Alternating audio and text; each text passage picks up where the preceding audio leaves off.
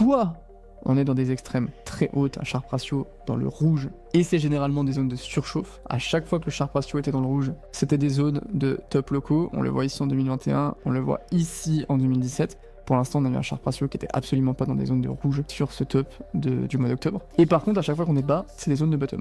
Ici et ici. Là, on a un Sharpe ratio qui est à moins 11, là où les zones de bottom étaient à moins 28 et moins 23. Donc, il pourrait éventuellement y avoir de la place pour aller plus bas. Par contre, ces périodes ont été faites dans des cycles où le Sharpe ratio est monté dans le rouge, et là, au dernier top de Bitcoin, n'est pas monté dans le rouge. Donc est-ce qu'on assiste à une sorte de compression de ce type d'indicateur parce que Bitcoin est plus gros, parce que les institutionnels, les arguments classiques?